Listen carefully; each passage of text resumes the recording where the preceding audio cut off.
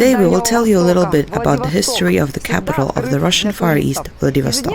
Vladivostok has always been open to tourists. Today we will join one of those tours and will be able to join a legend hunter, Maria and Tatiana. Greetings. Could you please tell us where will you be heading today? Today we will be traveling around Vladivostok, and not just in the old city, but the mystic Vladivostok. Oh yeah, the tour is actually called the Mystic Vladivostok. So it's not only about the historic tour, but something more interesting. Let's go. We're starting our hunt.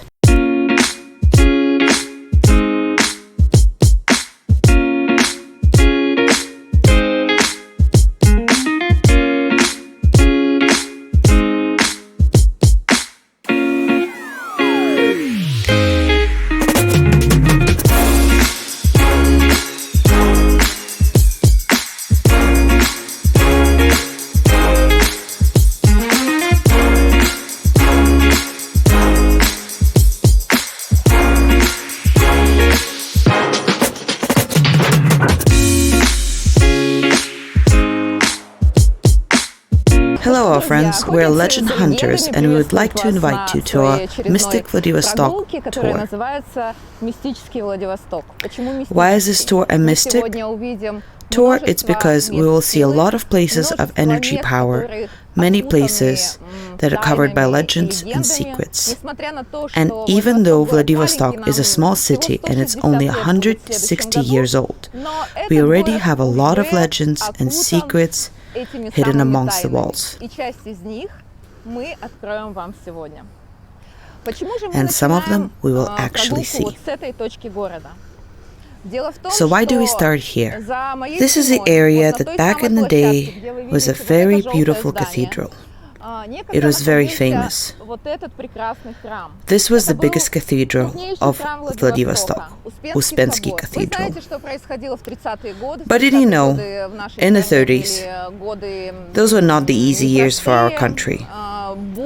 This was the time of fights and changes, and a lot of things were happening that are sad, and things that were connected to religion were destroyed.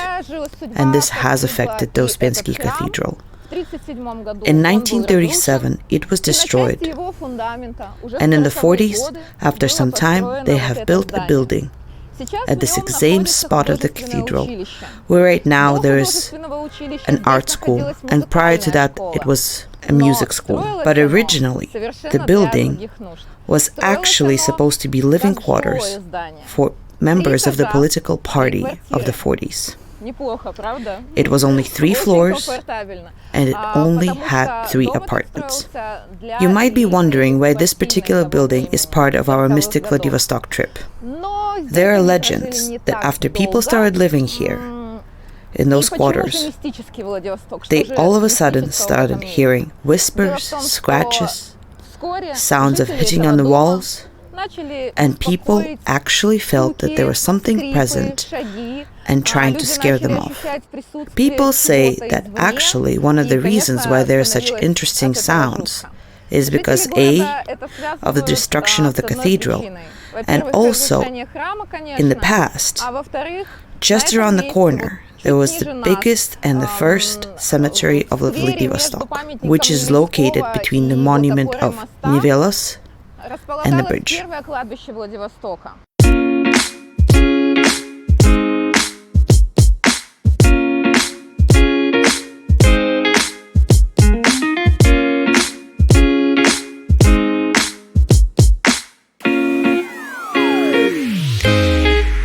We are now in front of the house of Nikolai Sologub.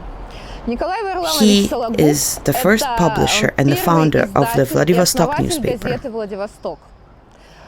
What is very interesting about him is in the 1880s, he went to a trip to Odessa to get typographic equipment to be able to start his newspaper in this town. On the way to Odessa, the ship that he was on had a massive shipwreck, and Sologub was saving passengers and ship members. Due to this, he was given an award and the royal family, and he was very appreciated by them. This can be confirmed by the gift that was given by Nicolai during Nikolai's visit to Vladivostok in 1891. The gift was not that simple. It was a golden brooch from Fabergé. Upon arrival to Odessa, Sologub visited a ball and meets a young student, Sonia, falls completely in love with her and brings her back to Vladivostok. And here he builds this amazing castle on the riverfront just for her. Imagine how the castle actually had to look like back in the day. Look at it now. It's still so amazing and beautiful. This is a place where Sologub had 5 children, and one of the biggest children of them all was the Vladivostok newspaper. There was the editorial office and the typography here. Sofia helped her husband, and just above there was his own office. Can you imagine, after 140 years of the construction of this castle, the Sologub family still lives here and continues its dynasty?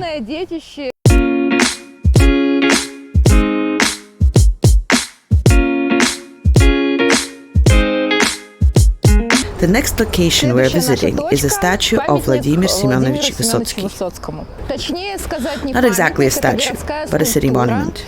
And there is a reason why Vysotsky appeared on this exact space. Vysotsky has been to Vladivostok in 1971, and he even had concerts. But his visit was originally not due to music, but actually it was an invite of his friend Boris Churelin, who was a sailor, and Vysotsky met him in the airport in Moscow. During that meeting, Boris invited Vysotsky to visit the city, saying that the sailors would love to see him.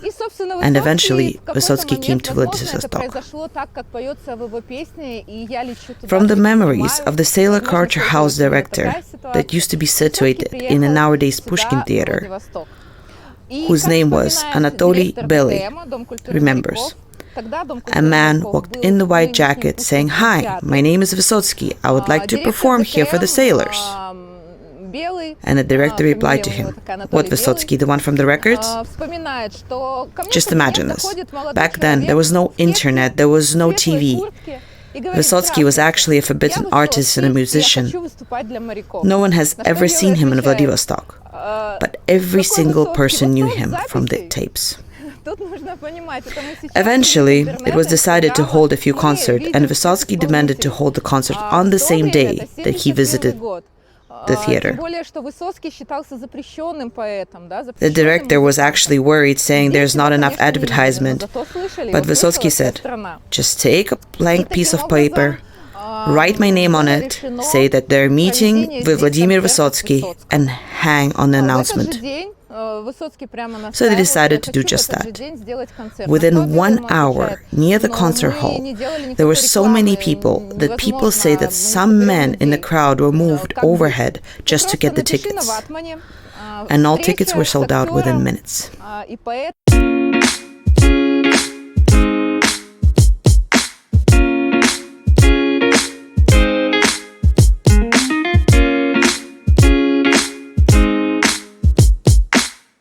This is one of the most popular locations for tourists in the city, the Nikolais Triumphal Arch.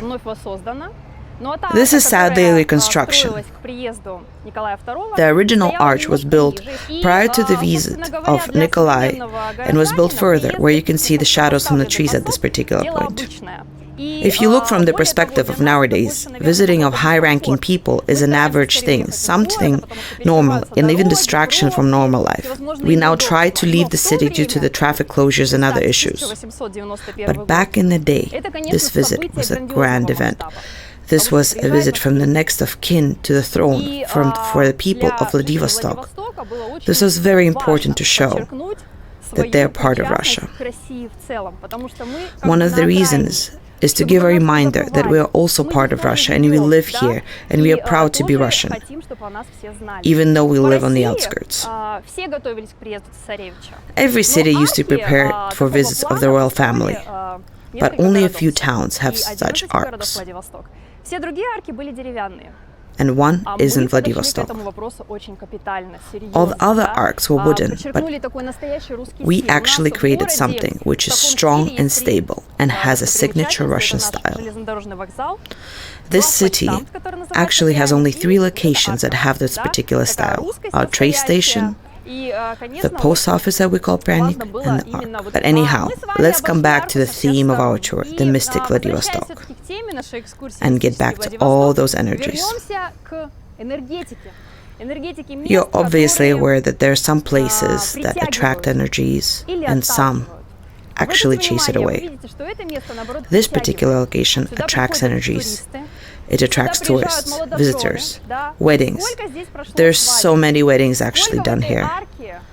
This is a place of love, positive information.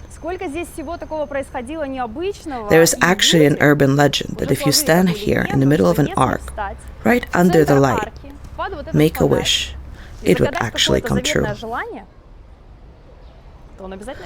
Well, my friends, we have come to another location of strength and energy, and this particular location has found itself. When we were creating the tour, every time passing this location, we saw kids getting on top of this monument, hitting the bell, so we decided to check it out. This monument is actually built for the pioneer divers of the Pacific Ocean. These sailors were part of the crew that would go into the submarines that were called the Devil Dozen, because there were 13 of them. These were the first submarines of the Pacific Navy. Here you can see the date, 1905, and that's the official date of the creation of the Pacific Navy. Originally, the submarines were delivered since 1904. Special echelons delivered deconstructed submarines to Vladivostok, and they were rebuilt in the city. Imagine the willpower you needed to be on one of those first submarines to go down into the deep ocean. Even now, in my opinion, submarine sailors have a strong willpower to do the job they do. But imagine back then, nobody knew what would happen. What is recommended is you need to make a wish, get on top of the monument, hit the bell, and close the ears. When we asked about whether the closing of the ears affects the result of the wish, we were told it's only because the sound is very loud. A little life hack from teenagers.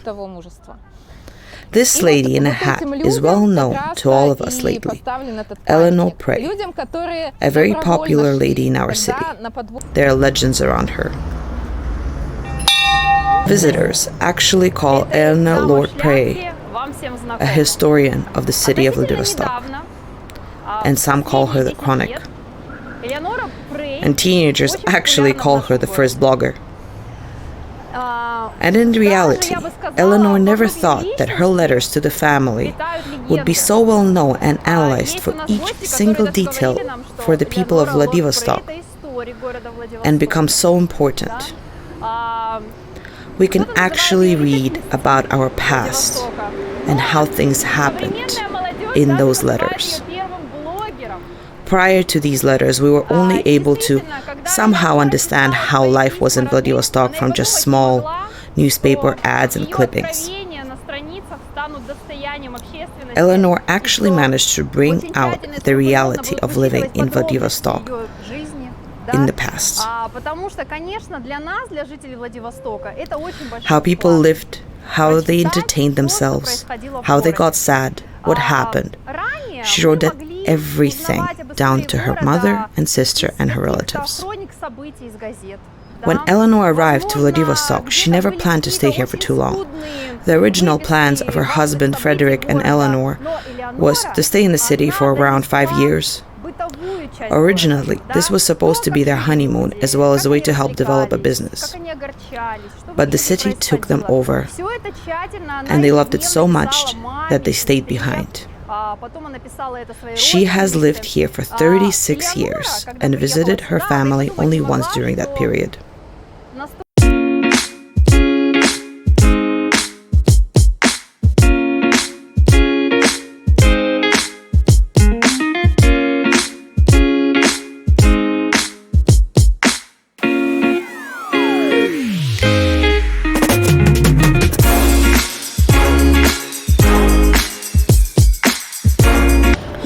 Well, my friends, we're now at the most historic area of the city and the most mystical area of the city. This is now called the Old Courtyard of Gum. Gum is the original trading rows of the Kunst and Alberts. This is a trading house where a lot of first happens. This is the location of the first lift, first electricity of the city. This was the original location where the first catalog was ever created. To save costs, they did not have to bring products from all over the country.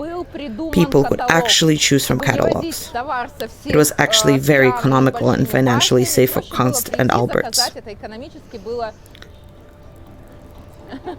Urban legend says that the owner of the building, maybe Kunst or Alberts, or even their manager Dotten, are still walking through the walls of Gum. At night, they say they can hear him walk around with his stick, feel his presence. And this building is completely filled with legends and mystical feelings. There's one thing we all have agreed on, or even thought, that this Russian town, in the end, has a lot of Asian heritage. People say this is probably the most Asian city in Europe and the most European city in Asia. The effect of the cultures of the East has always been very strong here, especially Korean and Chinese.